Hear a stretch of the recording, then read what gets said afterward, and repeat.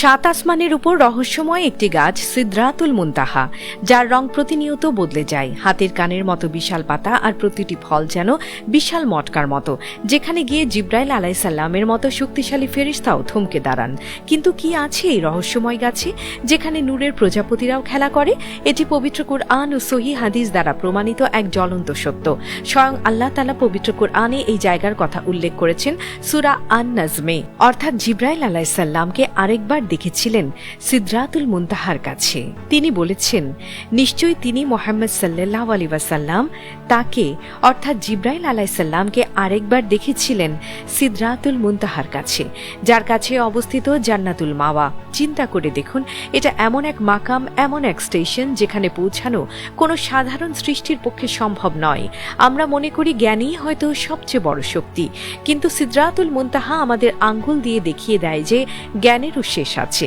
ফেরেশতারা যারা নূরের তৈরি, যাদের শক্তি পাহাড় পর্বতকেও গুড়িয়ে দিতে পারে, যারা দিনরাত আল্লাহর ইবাদতে মগ্ন, তাদেরও একটি বর্ডার লাইন বা সীমানা আছে। আল্লাহ তাআলা কোনো সৃষ্টিকে সে বর্ডার ক্রস করার পারমিশন বা অনুমতি দেননি।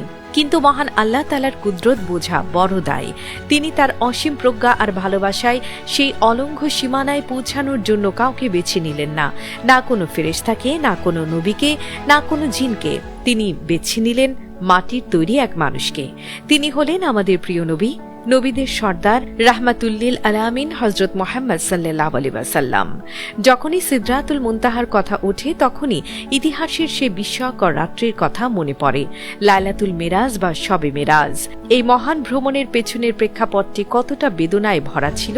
এই মহাজাগতিক ভ্রমণটি এমন এক সময়ে ঘটেছিল যখন আমাদের প্রিয় নবীজি সাল্লাল্লাহু আলাইহি ওয়াসাল্লাম তার জীবনের সবচেয়ে কঠিন এবং অন্ধকার সময়ের মধ্য দিয়ে যাচ্ছিলেন। ইতিহাস এই বছরটিকে নাম দিয়েছে আমুল হুজন বা দুঃখের বছর।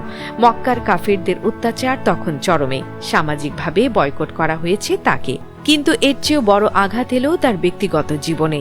যে চাচা আবু তালিব তাকে ছোটবেলা থেকে পিতৃস্নেহে আগলে রেখেছিলেন, কাফিরদের হাজারো হামলার সামনে যিনি ঢাল হয়ে দাঁড়াতেন, তিনি ইন্তেকাল করলেন। চাচা মারা যাওয়ার শোক না কাটতেই মাত্র কিছুদিন পর নেমে এলো আরো এক বড় বিপর্যয়। ইন্তেকাল করলেন তার প্রিয়তমা স্ত্রী, বিপদের দিনের একমাত্র ভরসা হযরত খাদিজা রাদিয়াল্লাহু তাআলা আনহা, যিনি নবুয়তের শুরু থেকে প্রতিটি কদম এক ছায়ার মতো মহানবী সাল্লাল্লাহু আলাইহি ওয়াসাল্লামের পাশে ছিলেন। বাইরের জগৎ যখন তাকে মিথ্যাবাদী বলে প্রত্যাখ্যান করত, খাদিজা রাদিয়াল্লাহু তাআলা আনহা তখন ঘরের ভেতর প্রশান্তির শীতল পরশ বুলিয়ে তাকে সাহস যোগাতেন। মক্কার জমিন যেন তার জন্য সংকীর্ণ হয়ে এলো। তিনি তায়েফে গেলেন একটু আশ্রয়ের আশায়। পৃথিবী যখন তার প্রতি নিষ্ঠুরতম আচরণ করছিল, ঠিক তখনই আরশের মালিক সিদ্ধান্ত নিলেন তার হাবিবকে সান্ত্বনা দেয়ার। আল্লাহ চাইলেন জগৎবাসীকে জানিয়ে দিতে যে দুনিয়ার মানুষ তাকে প্রত্যাখ্যান করলেও আসমানের মালিক তাকে বুকে জড়িয়ে নিতে প্রস্তুত। আর তাই শোকের সেই গভীর রজনীতেই এলো বোরাক, এলো সেই মহাজাগতিক ভ্রমণের আমন্ত্রণ, যার চূড়ান্ত গন্তব্য ছিল সৃষ্টির সীমানা ছাড়িয়ে ওই সিদরাতুল মুনতাহা।